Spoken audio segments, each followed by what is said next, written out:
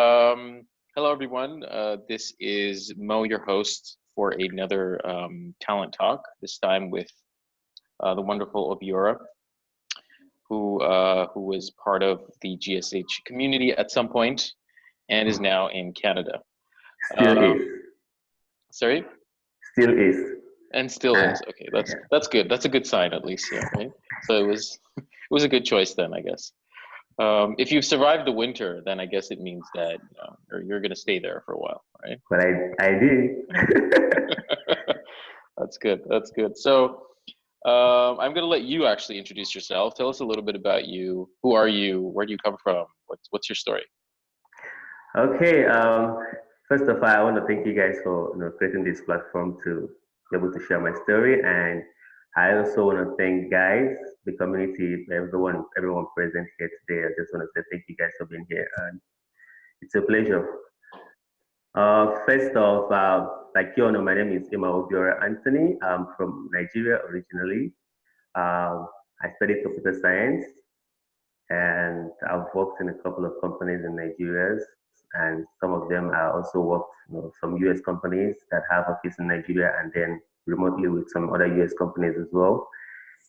And as well, I've worked in a couple of sectors. I've worked in different sectors, the fintech, the e-commerce, and consulting as well. So that's my story. And I've written I've written a lot of programming languages. Like I'm kind of like a curious person, so I like learning new things, like trying things out. So that led me into doing some programming languages from C#, PHP, and Ruby on Rails for backend scripting, and then for front end, I've done Angular.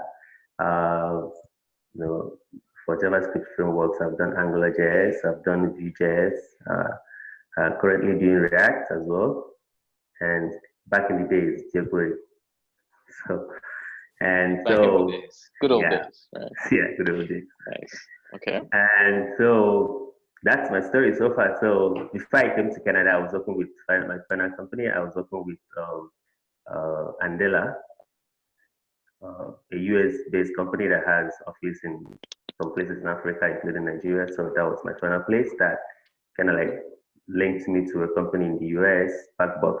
So that's my final company before I finally get to Canada here to work with this amazing company, FundThrough. Nice. So before we get to, we're going to talk a little bit about your experience at FundThrough and kind of all the stuff that happened there. But before that, one of the questions that everybody has who kind of first interacts with Global Skills Hub is about the process and what are we doing? It's confusing for some people. It seems too good to be true for some, and just others just don't even trust us and they're like, what are you trying to do? So, but we always like to talk to people who've actually been through the process and say, hey, look, it's real, it's not fake. We do some stuff, and Obiora is, I guess, your evidence that it works. So, tell us, how did you come across Global Skills Hub? What made you apply? What questions did you have? What was going on there? Yeah, in my own story, I think like global skill is actually, when it comes to stuff like this, migrating people, like skill workers, global skill is one of the best. Because for me, I've had experiences doing stuff like this with some other people, and that's how I came across global skills. Like, because I have a friend, and I also have like a colleague who is a senior colleague in the office. So we usually talk about these things because he was planning to come to Canada, and I was planning to come to Canada as well, or open to going to Europe. So we always talk about these things. So I was planning to apply for PR.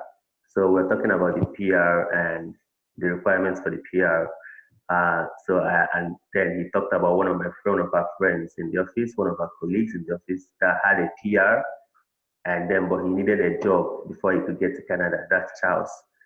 So he thought that Charles used this global skill hub people to get a job before he could actually get.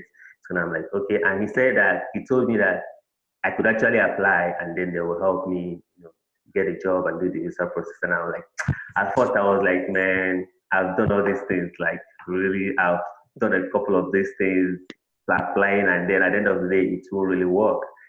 Mm-hmm. So in my case, for Global Skill Hub, because I've done a couple of these things, so I was really reluctant trying to do the Global Skill Hub.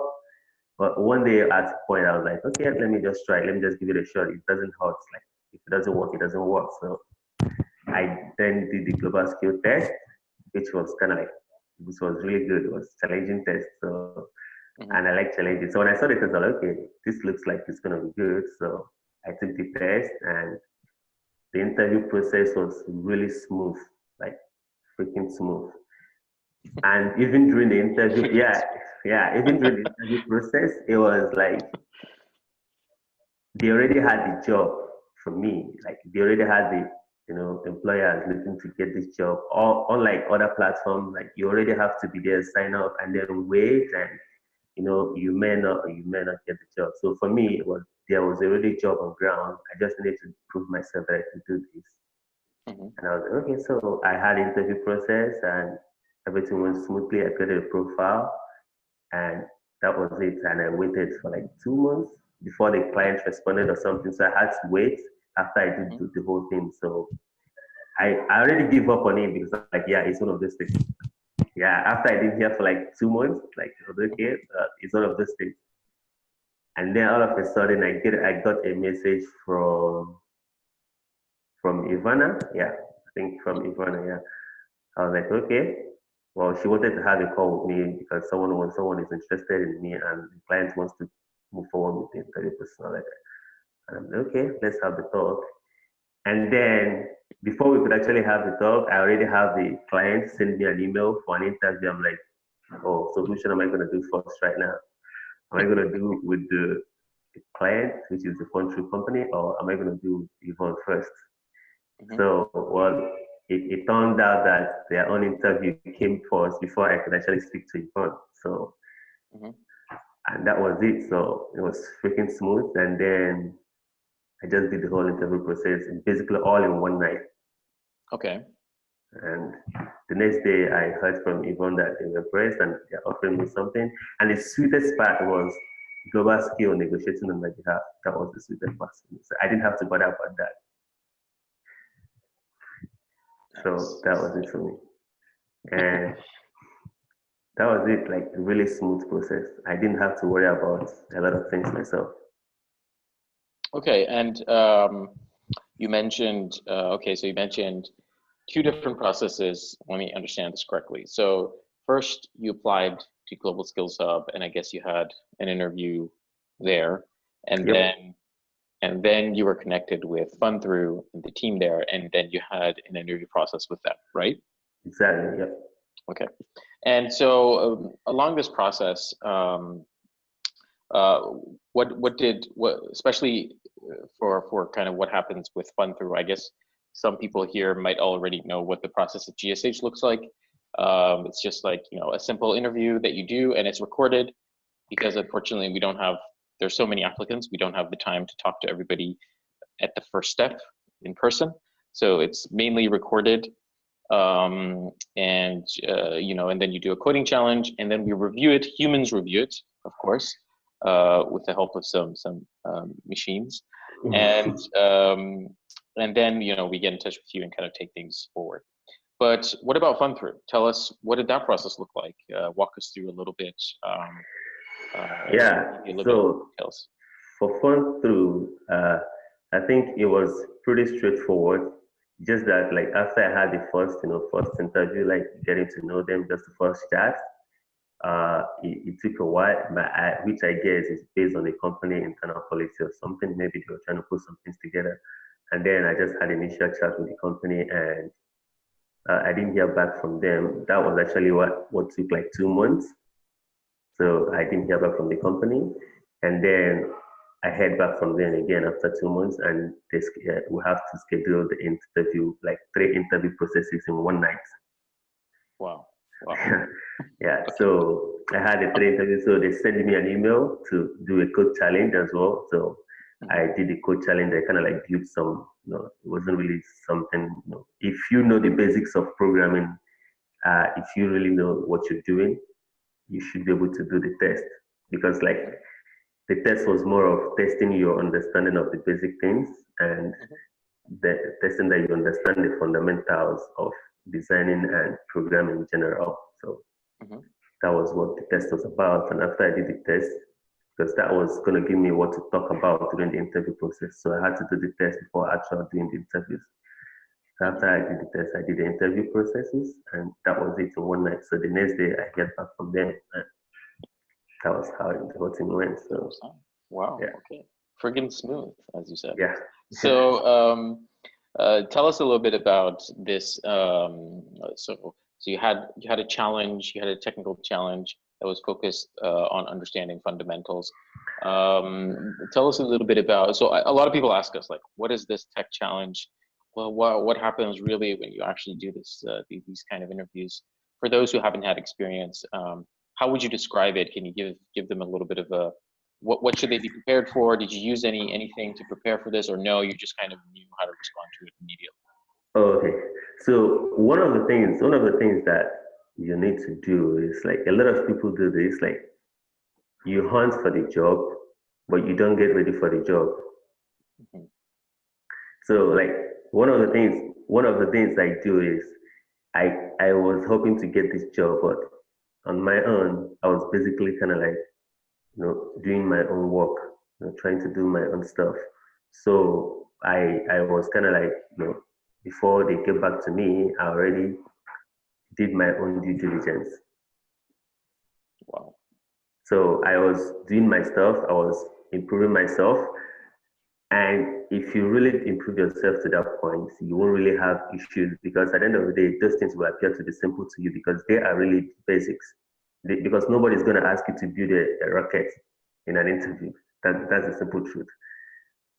So if you know the basics, they were just going to ask you to do something that anybody who really knows what he's doing should be able to do. And they are not looking for, most of the time in an interview, after you've done the technical challenge, in an interview, a lot of what they look out is, because I believe that if you know what you're doing, you should be able to defend yourself. And most of the time, that's what you're looking, your boldness and how you defend yourself and how you talk about what you know. Not really try, and then don't try to over impress. That's my opinion. So if you know it, you know it. You don't really need to over impress people, because sometimes people try to over impress and then they talk too much and then talk irrelevant things. Makes sense. Was there any part of the interview that really freaked you out, really scared you, or you were just really nervous about when you were going through this? So you had like kind of a marathon of a interview process. Was there any part that really kind of got you? Yeah, well, the thing was, for me, it was kind of like different, because I have had a lot of interviews with companies abroad, so it wasn't new to me. So, but what actually boosted my confidence in the interview was, when they start asking you questions about what you know, people are always happy to talk about what they know. Like, you get freaked out in an interview when they ask you something about something you don't know, then you start to jumble places and try to fix things together. But if you're comfortable and you're confident with what you know, then you feel confident to talk about it, and you'll be happy to talk about it. And that was the case, because, like, for me, what I was talking about, or the questions I get asked in the interview, I was lucky enough, there were things I know, and I was really hungry for the job. Like, I was ready to go all in for it. So I was just answering the questions, and then you don't need to actually put pressure on yourself, because if you put pressure on yourself, you kind of like feel, even if you know A, if you're under pressure, you might forget that you know A, and you might ask you what is A, and because you're under pressure, you're not being focused, you're not articulate at that point, you actually forget. And the other thing that helped me is being honest. Like, you don't know stuff, you don't know it. There's no need trying to run around, try to, find wrong answers to prove that you know it. You don't know it, you don't know it, and nobody knows it all. And if a company wants you, they want you. If you're smart, they will see that you're smart. You don't need to try to, find answers from the air about something you don't know. Just be honest. I don't know this, but this is what I know. This is what I don't know. And that helps a lot when you're honest about what you know and what you don't know. What you just said makes so much sense to me. I wish a lot of people would listen to what you're saying and really take it seriously, because I 100% believe in it. I think you should be, you should be honest, you should be transparent, you should focus on what you're good at. And if you don't know something, I mean, you don't know it. You don't know it. As long as you have the fundamentals, you can learn it. And, Yeah. I think that comes from, I guess, probably, having the experiences you've had, plus obviously you've probably had an interesting journey in terms of your career, and you kind of built the foundations that help you have the confidence to kind of treat a situation like that. And I think that's also really important and a big contributor to your success. Do you think, and actually this is a question that someone in our community wanted to ask you, do you think any of your technical or non-technical skills really helped you get to land this job? Was there anything that comes to your mind when you think of how did I really do this? Of course, like non-technical is one of the most important things, like because at the end of the day, you're gonna be working with people, right? And Exactly. a lot of people you're gonna be working with probably won't be technical. So you need to have the human skill as well. You need to have the collaboration skill. You need to have the soft skill to work with other people who are not as technical as you, and also work with the technical people in your team as well. Because it's a company of different departments, different people from different culture most of the time, and from different backgrounds. So if you don't have the human skill to be able to communicate and bond with people, sometimes it's an issue, because a lot of companies, if if I'm hiring you as a hiring manager and I don't trust you to be a good fit in my company, not just your skill, because now you need to be supportive to some other persons in the company. And if you're gonna be the bad apple in my basket, no matter how beautiful you think you are or how skilled you think you are, I'm not gonna bring you in. So, and for most company here, that's actually the most important thing, because like skill you can learn, but who you are you cannot change. So Interesting. if you're good at something, or if you're smart enough, you can learn any skill. But if you don't have that human skill, that's who you are, and it's hard for most of the companies to change that. So that's actually, before I get to the technical part, that was one of the interviews I had. One of the guys that interviewed me, that was what he was looking for, like the human skill, the team skill. That's the physical thing they were asking for. And this skill, where do you think you picked it up? Where do you think you learned it? Well, I think one of the things is, well, my kind of person, Mm-hmm. and the series of experiences I've had. I've worked in many teams. Like Mm-hmm. so working in different teams at different stages of my career and working with different managers helped me a lot, because there's some things I used to do when I started at the initial stage of my career, and working in different teams and at different levels, I get to grow and imbibe these characteristics of mine and try to be good as a team player, and that helps me grow as a person as well. So it's a combination of my kind of person and my experience in my career and the teams I've worked with so far. Perfect. Makes sense to me. Yep. Okay, so let's go a little bit kind of away from the actual job experience and kind of go back to the moving experience. How did it feel when everything was set, the decision was made, the offer was signed, you got your visa, and you're packed and ready to leave?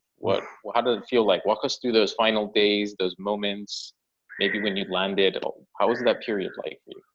Yeah, well, for me, the final days in Nigeria and when I landed, like when I was leaving, obviously it was emotional because I had family around. And they were like, they're not gonna see you for a couple of years, and that's something they have to deal with. And when I landed here, it was like it was an amazing experience. The reception was mad. Like the reception from Global Skill and the reception from the company, like nothing close to what I had expected. So it blew my mind basically. Like What happened that blew your mind? I'm Yeah, curious. yeah, when you land and you already have like you have the houses arranged and you have cars arranged to pick you up and your family and you have people there to welcome you and to the point that you have groceries bought for you, food, like they had groceries all stocked out for me. I'm like, so I didn't really have to bother about those things, even for my baby diapers,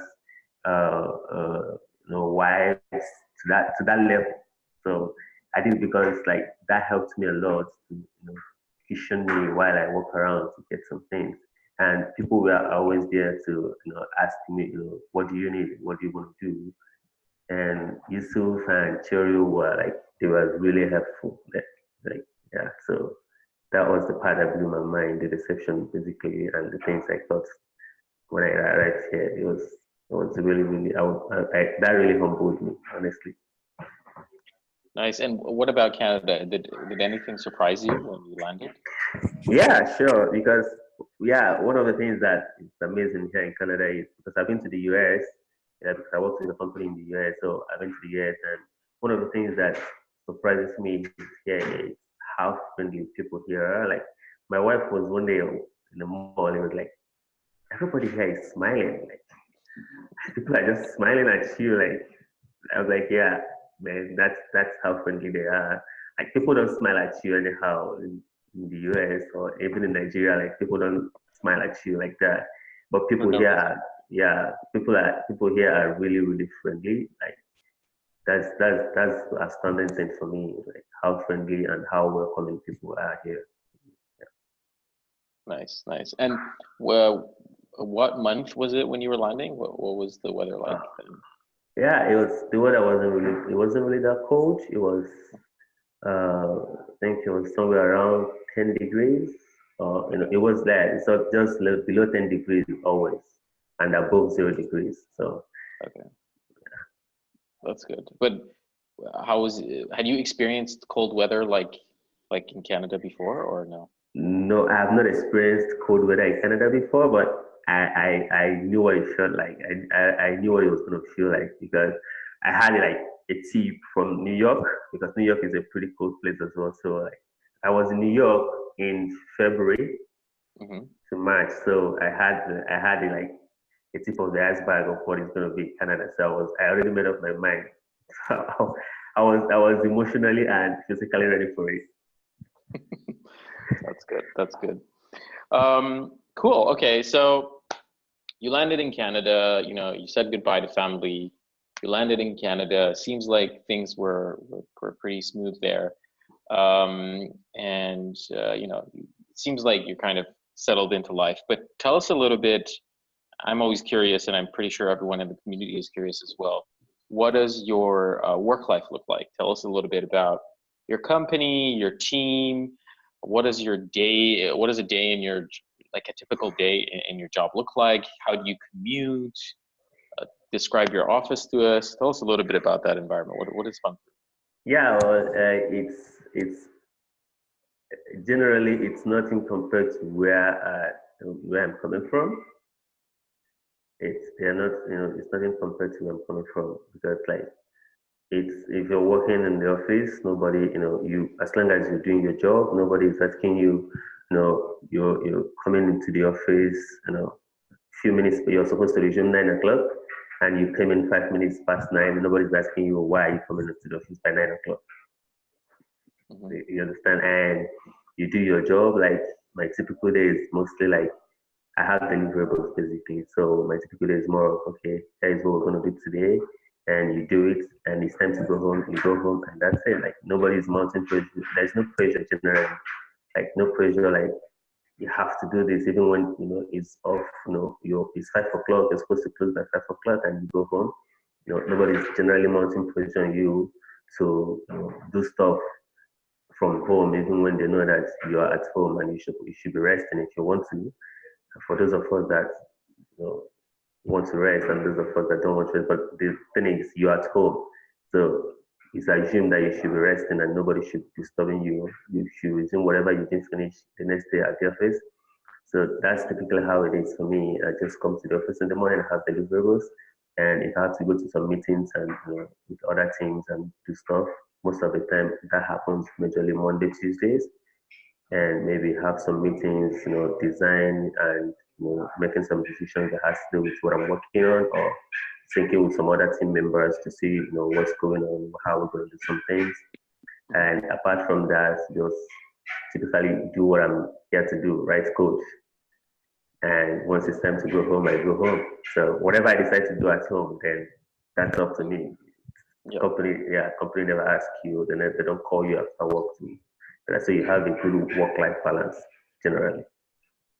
That's good. That's good. And tell us a little bit about your office, your team. What does your team size look like? What kind of stuff do you? Right now the company we are around 42 people in the company, so we are growing pretty fast. So for the engineering team, we have like 8 people in the engineering team. Mm-hmm. So we have like 6 engineers right now, plus some contractors as well. So that's how big the team is, and majorly it's a really friendly team, like really really friendly team, and it's a team you wake up in the morning and you want to go to office to see guys. Not the kind of team you woke up in the morning and feel like, man, I don't want to go to the office today. No.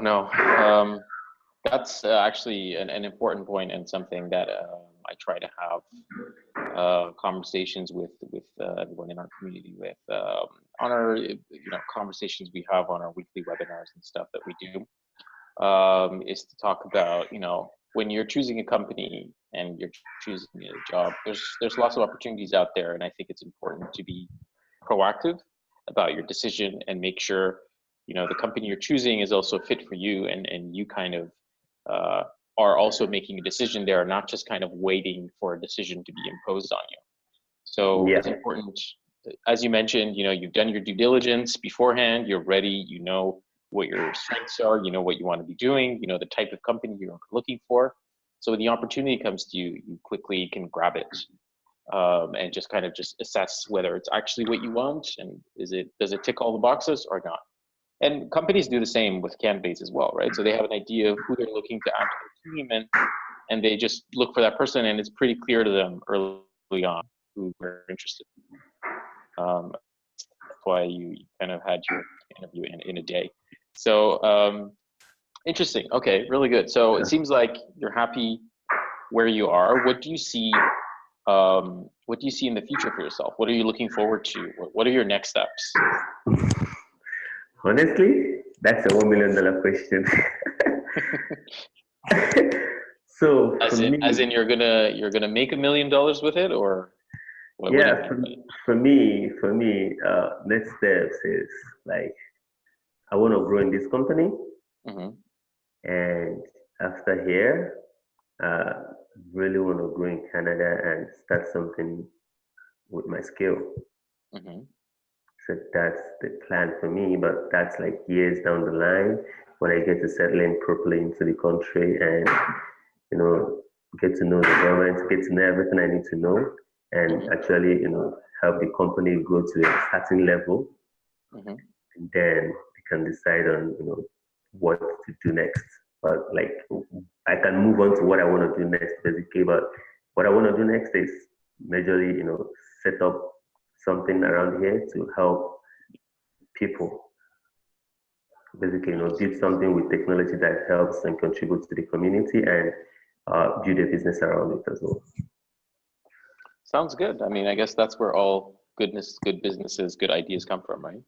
Trying to solve people's problems, and caring about it, and kind of using tools, technology, whatever you're good at, to make it happen. Good. Yeah. Very, very exciting stuff. I'm waiting for that $1 million idea to show itself, and hopefully by then GSH is big enough to maybe support you as well. Who knows? Find talent from us, or maybe who knows what happens. Sounds good. So, I mean, okay. So you've had this experience. You've been through all this, and you're one of the candidates that has been actually more on the experienced side in terms of doing interviews and kind of having international global work experience. I guess Candela has prepared you for that, and your work experience in the US has prepared you for that. Yep. I'm pretty sure you have a lot of interesting knowledge and interesting points to share with our community, but it's not possible to do that all now. But is there anything that kind of really you think is super important or comes straight to your mind if you want to help, let's say, a friend of yours from Nigeria, and he's like, okay, I want to be in your shoes in the next 3 months. What do I do? What are the most important things I need to do? What would you say? Yeah, what I would say is, like, you have to do the work. Like, you want something, then go all in for it.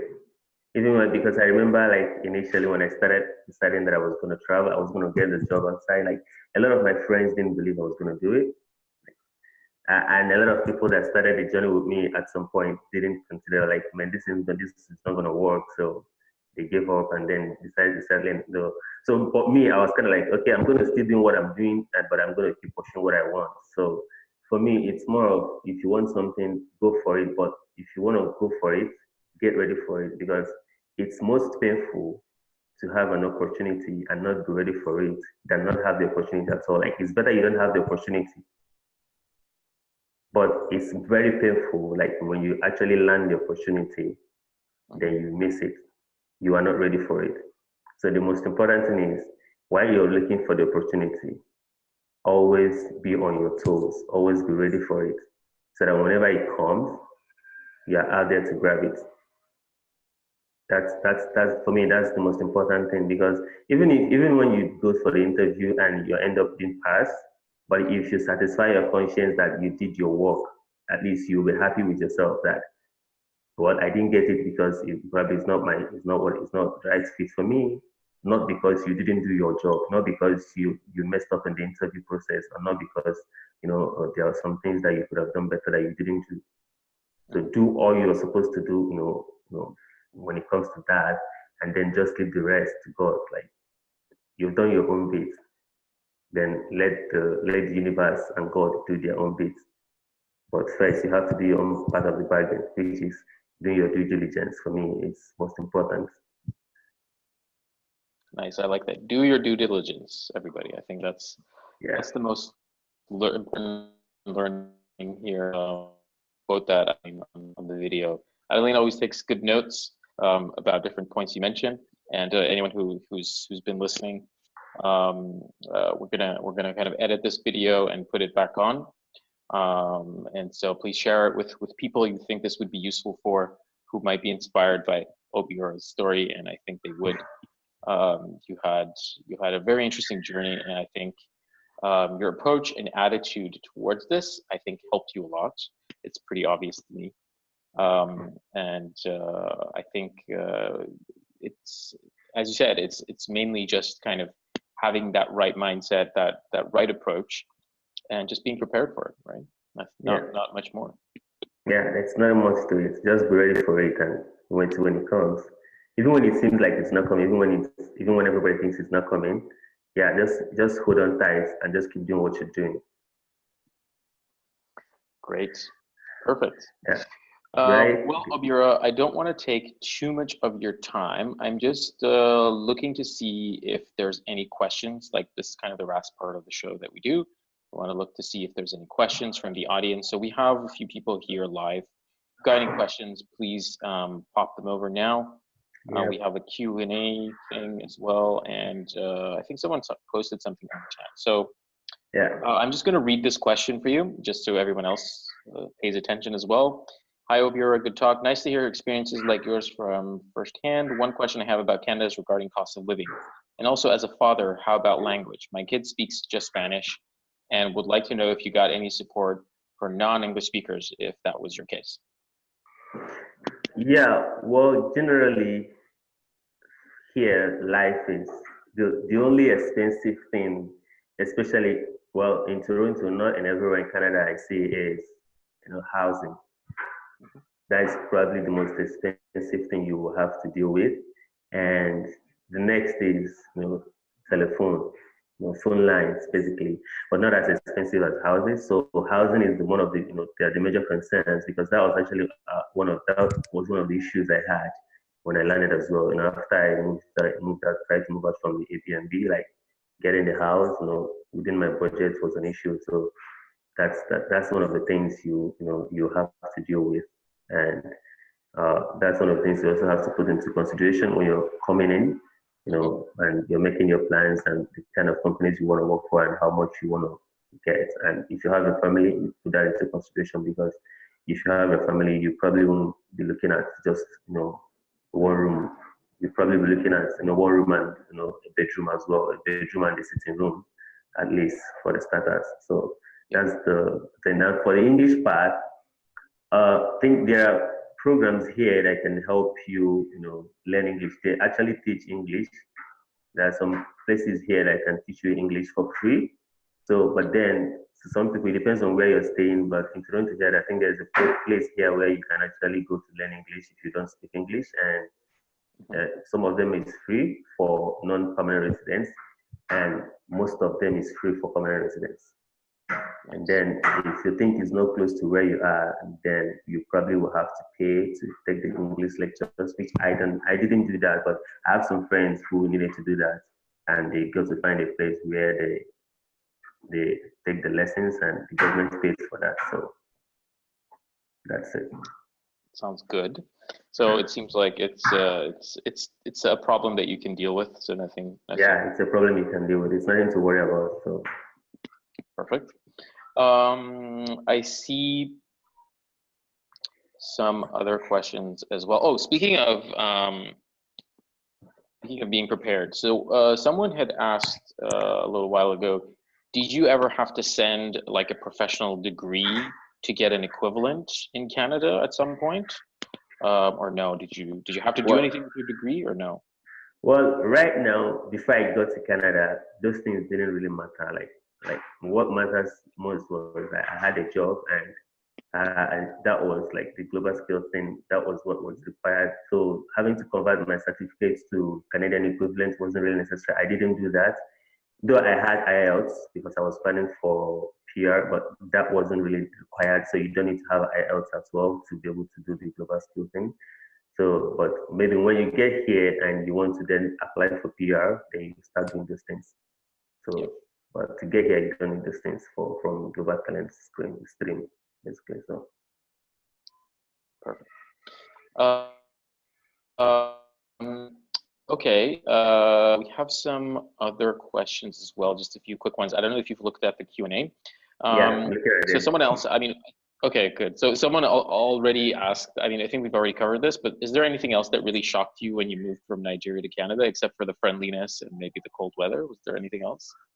Well, I think, it might not be shocking to a lot of people, but to me, like, the way things work here, like everybody is pretty cooperative, like, law abiding basically. So like that was shocking to me. Like a lot of things that didn't really work from where I was coming from. Here just goes pretty well and don't need to bother about those things. So it's kind of amazing for me. Something as common as crossing the road, like it's huge. How like where I come from, like a lot of guys on this chat will know what I'm saying. Like where I come from, you want to cross the traffic light and someone sees you. I know what you're saying. Yeah, a car sees you that you're already crossing the road, a long express, and the car stops and waits for you to cross. That doesn't happen from where I come from. Like, so that was the shocking thing. Like, the pedestrians are actually the king of the road than the cars. So the pedestrians have the more respect on the road than the cars. So it was shocking to me. Yeah. Interesting. Nice. Yeah, I completely understand. Where I come from, it's also the same. Speaking of where you come from, do you have any plans to return to Nigeria in 5, 10, 20 years? You don't have to answer this, but definitely yes. I know the guy that's asking that question. The answer is yes. Okay. Yeah, sure. I'm coming back. Like, yeah, the essence of coming here is to get some stuff, like get some money, get some knowledge and ideas, and to come and develop Nigeria in general. So that's the whole essence. Like, but then because why most of us wants to be here is because Nigeria probably doesn't give you the right environment, the right mindset, the enabling environment to do most of the things you want to do. Because there are a lot of things you have to worry about in Nigeria that you don't have to worry about here. Like I don't have to go back to my house and be worried about there's not going to be lights. Mhm. Like so, there are a lot of things you kind of like don't worry about here to focus on the big things and put your mind, be more focused on the important things, and then so that's the thing. Here gives you the enabling environment to build yourself up and then go back and face the challenges to solve some problems. So definitely coming back to Nigeria, that issue. Makes sense. Okay, so how are we doing on time? Okay, we have a few more minutes left. One question Amar asked, how did you overcome your first HR interview? What happened to you? Oh, HR interview in is it like this one or like throughout my career? So which one? Well, I'm assuming he means the one that you had with FundThrough. So what happened Okay. there, like your first call? Yeah, well, the first call was basically like, getting to know me, like what my background is, what my story is, Mhm. and getting to just talk technical basically. So because most of the time you need to, if you know stuff, you should be able to talk about them, right? So Mhm. so the first call was more of getting to talk about this technical stuff and deep dive into my knowledge and what I can do and how knowledgeable I am with these things. So that was basically the first stop, and it wasn't like uh, uh, it wasn't that like hard because, like I said, if you're comfortable about with something, you should be able to talk about it. And even when you don't know it, just be open that you don't know it, and be open to learn because that's why we have schools, right? People go Yeah. to school to learn what they don't know, right? But you have for a teacher to teach you, you have to be open to learn. So it's more of finding out what I know, what I can do, and my willingness and the kind of person I am generally. So that's what was like the first call I had with the company. Nice. Okay, I hope that answered your question, Amar. Solomon asked, how is the commute to and from work like? Yeah, though, generally it's nothing to worry about because everything is timed, right? Like I'm going to a bus, the buses have specific time they come. Maybe some come like every 10 minutes, every 5 minutes, every 15 minutes. So it depends on what time you want to go to the office. So you leave your house, know that you get to your bus stop, it's 5 minutes before the bus arrives. So you probably decide to leave like 2 minutes before the time, or you leave 3 minutes before the time. And most of the time there is hold up if you have to take buses all through. But where I come from, I'm taking the train, so there's no hold up in the railway station. So just straight up. So I just take the train and take the streetcar to my office. So sometimes it might be a long commute, but it's not the kind of commute that exhausts you or wears you out before you get to the office. So like I spend like 45 minutes if I get to the office, but the 45 minutes like I'm always on the go. So just bust, 2 trains to the office, take the first train, take the second train, and I'm in the office. So Sounds good. Yeah, 45 minutes is fine. yeah, That's so good. Okay. And last question I see that I'm going to ask you. How much time did you have to submit the technical coding challenge? Well, I guess for you it was pretty short, and probably a bit unusual, but did you have like a timeline where you had to submit, or how did it work? yeah. Well, they most times they give you timeline. Basically, most times 1 week. Mm-hmm. Yeah, but I like if I have it, why wait till 1 week generally? Yeah. So I didn't have to wait because like I had no reason to keep waiting for next 1 week. So I just basically just did it that night and then submitted the next morning. So that was it. But most of the time they kind of like give you a week notice. or some people can give you 5 days. Depends on how much work they want you to do. But if you know what you're doing, because most of the time you might submit, because I've had that experience where I did that and the company got back to me that they've hired someone else. So you probably would want to, you want to do it fast enough so that the company probably wouldn't have someone else to hire or something like that. So the faster, the earlier, the better. Yeah. Good point. And actually, what you just said, I'm going to use to move on to the next question, which someone asked me.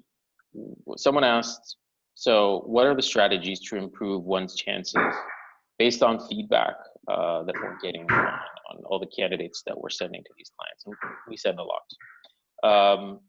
And Obiora, you've mentioned a lot of super important fundamental points. I think there's like some sort of construction going on there. Yeah, sorry guys, we are trying to do. Don't worry about it. No, Don't worry about it. Yeah. But you mentioned so many important points. You talked about being prepared, which I think is critical. It's something that you just cannot expect to go into an interview not knowing what you're dealing with. You need to understand the company, the team, the product you'll be working on, the tech stack.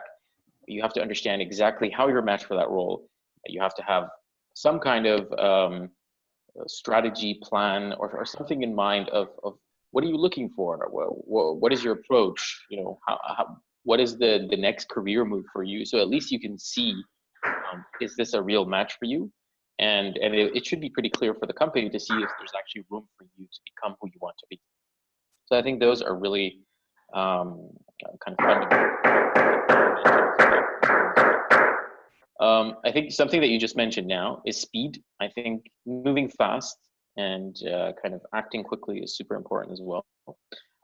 You mentioned that, and I think a lot of times it's overlooked. You think that there's always time to do these things. Yes, there is. But if you really are interested in a company and you feel like this is the one, why wait? Just do it quickly. Yeah. And your chances, right? I'm pretty sure you agree with me, right? Yeah, the earlier you do it, the more chances you have. Like I just I had a company that turned me down because someone else was faster than I was. So that's it. That's it, right? There might be just one seat, and company is going to make a decision, whoever comes first. So that's not unusual. And yeah, I think just sticking to the basics, and another point that actually you mentioned, Obiora, that I'm going to use to answer this question is be honest. Be honest first with yourself about your strengths, about your weaknesses, about areas where what you're really interested in, what you really want to work on. And that will give you a pretty good baseline of where you should be going. And also be honest, right? Some things, you don't need to make up stuff. Just say, I don't know. And try to maybe solve the problem from whatever information you have, or just show your engagement. You don't need to make up stuff and kind of look like you know everything. Nobody expects. You can't know everything. Like nobody knows everything. And one of the things that you do when I get off an interview is I try to evaluate myself. Like I try to repeat the questions and because like when you say something right, you got it right. Like it's like that. When you say something in an interview and you messed up, you messed up. So most of the time, if I mess up in an interview, I know I messed up. So next time I'm going into an interview, I have that in mind, and I'm never going to repeat that mistake.